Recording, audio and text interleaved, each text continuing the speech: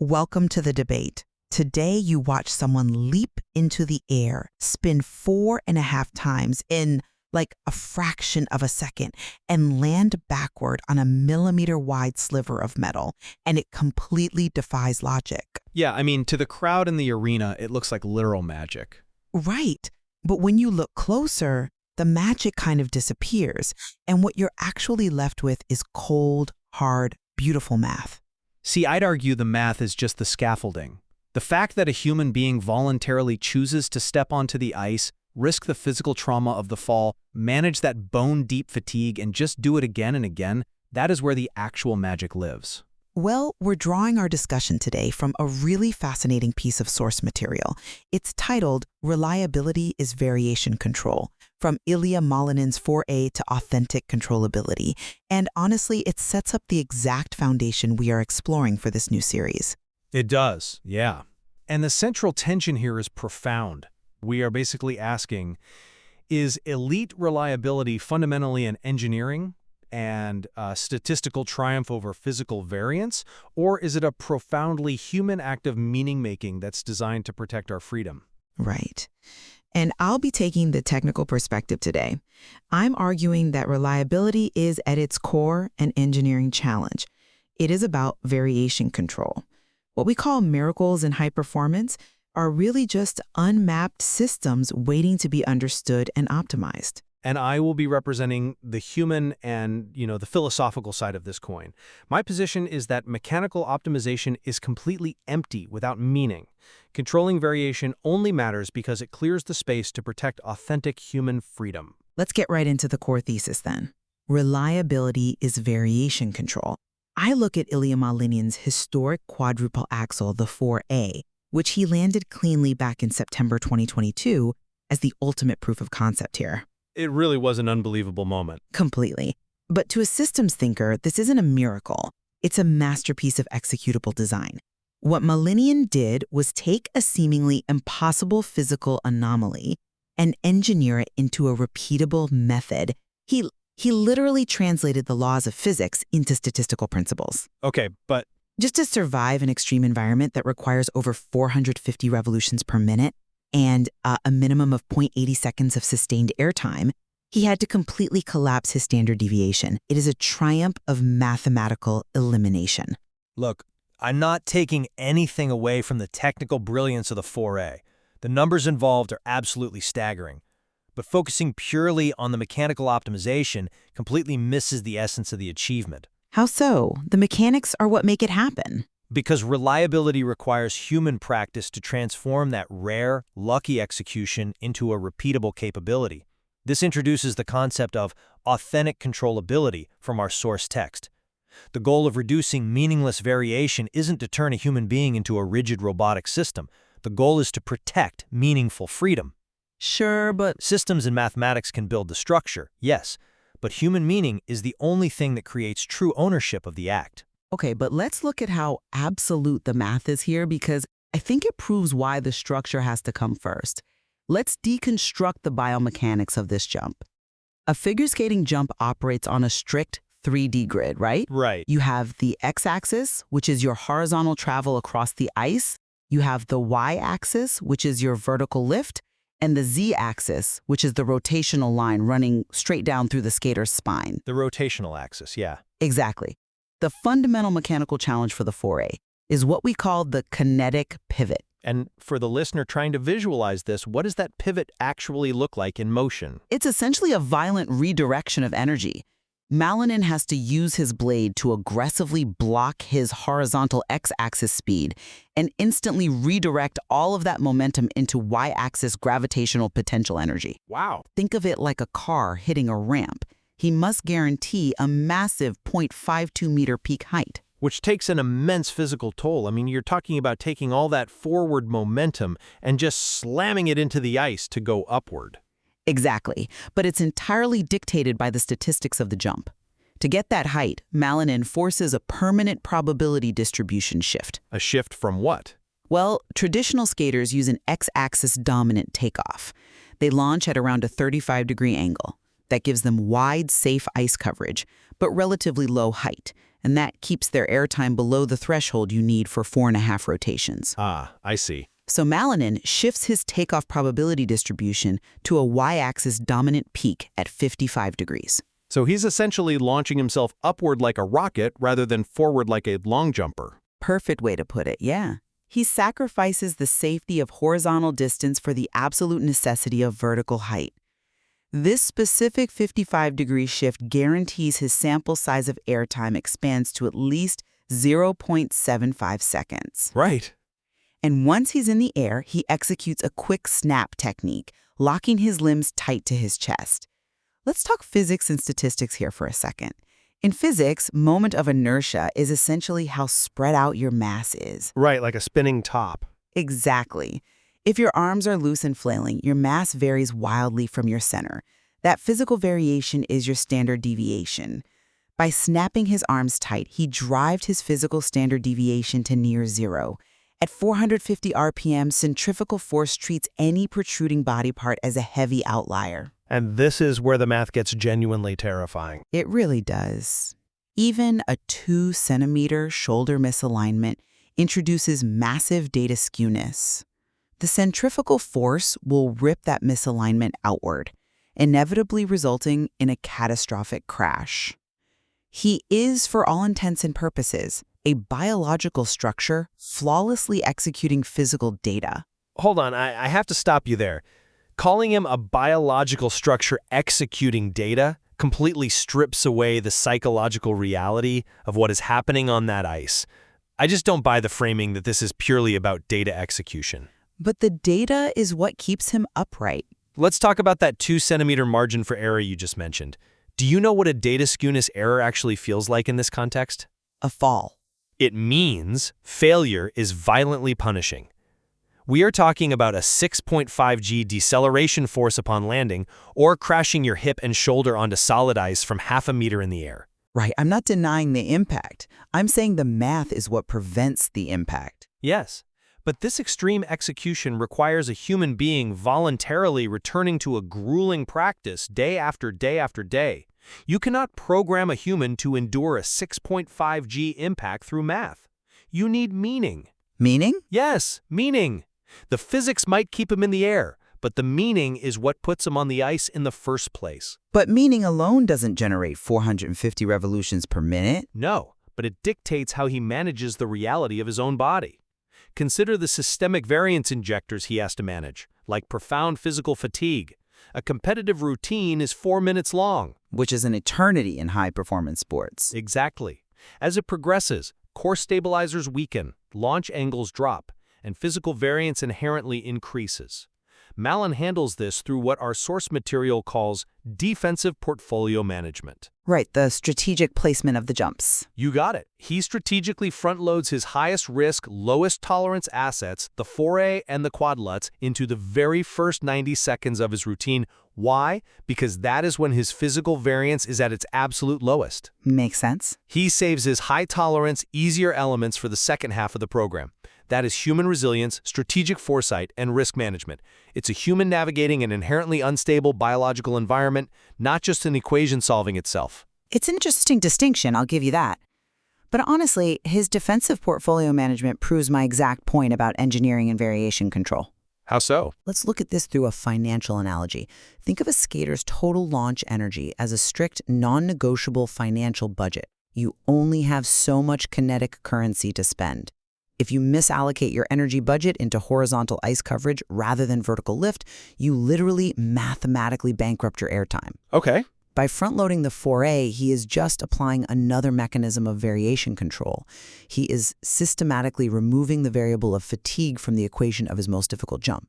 He's identifying exactly where the process becomes unstable, which is minute 3 or 4 of the routine, and structurally engineering the routine to avoid it. He avoids the variance? Sure. But he does so specifically to protect the overall performance. He wants to express the artistry of the routine without worrying about dying on the ice, which actually is the perfect bridge to talk about how this framework applies outside of figure skating. Right, because if you're listening to this right now and wondering what a quadruple jump on ice has to do with your inbox, your code, or your writing, the answer is Everything.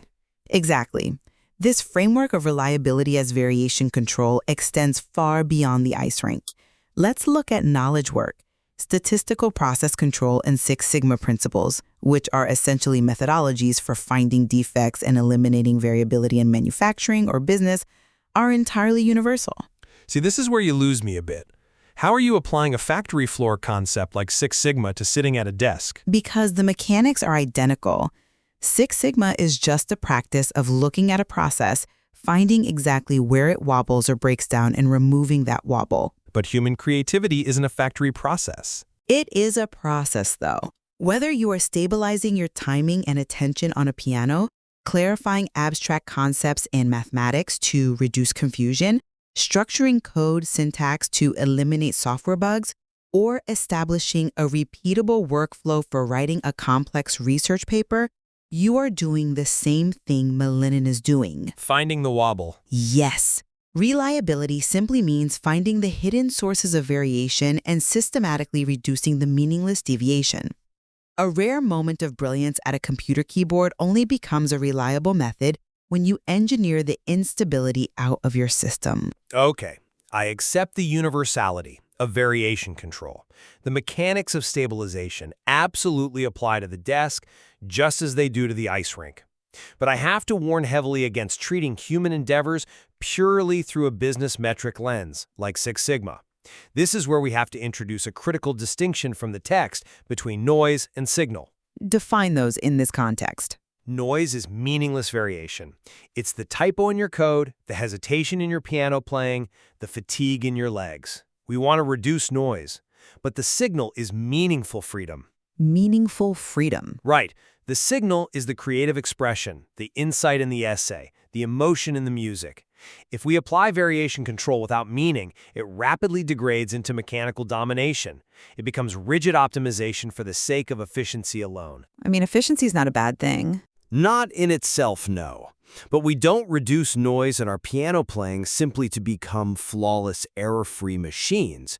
We reduce the technical noise specifically to clear the stage for expression. You're saying we control mechanics so we can forget about them. Yes. Authentic controllability means shaping our own learning through meaningful practice. If a system only optimizes for fewer errors, it loses the very human essence that makes the output valuable in the first place. I hear what you're saying, but I think you're creating a false dichotomy between structure and expression. Let me ask you this. If meaningful freedom is so paramount, how does a creator actually measure or protect that freedom without first ruthlessly optimizing their mechanical process? Doesn't the rigid structure inherently create the freedom you're talking about? Create it? No. Think about it. If you haven't mastered the syntax of Python or the timing of the piano keys, your expression is just going to be a series of crashes. You have no signal because you're drowning in noise. Well, you're right that structure protects freedom. I'm not arguing for chaos here. But structure does not generate freedom.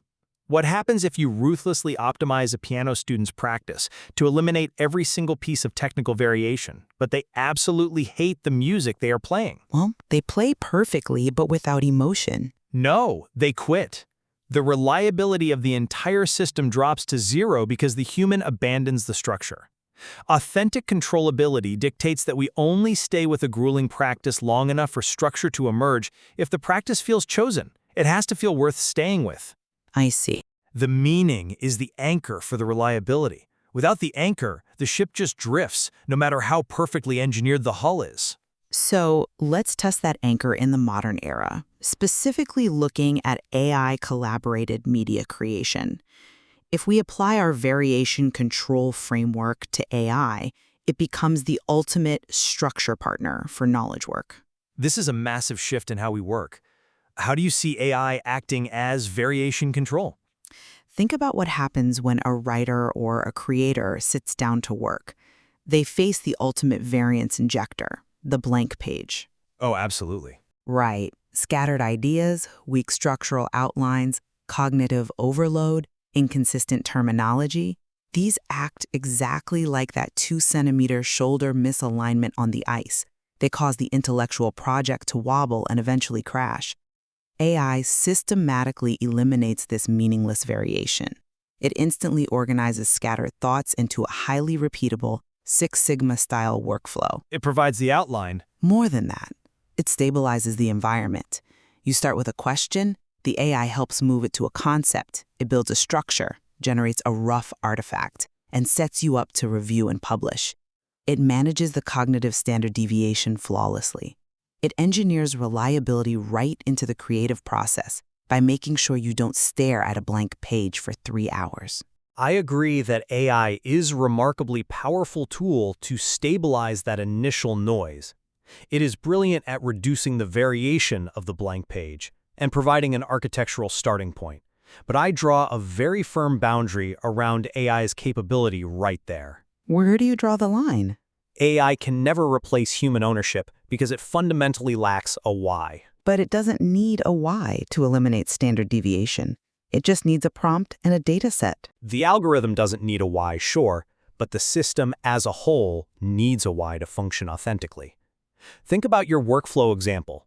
An AI can generate 1,000 perfectly structured essay outlines in 10 seconds, but a human being must provide the reason to open the laptop and type the prompt. True. A human must have the grit to stay in the chair and review the generated artifact. A human has the taste to correct the AI's generic tone and the courage to actually publish it into the world.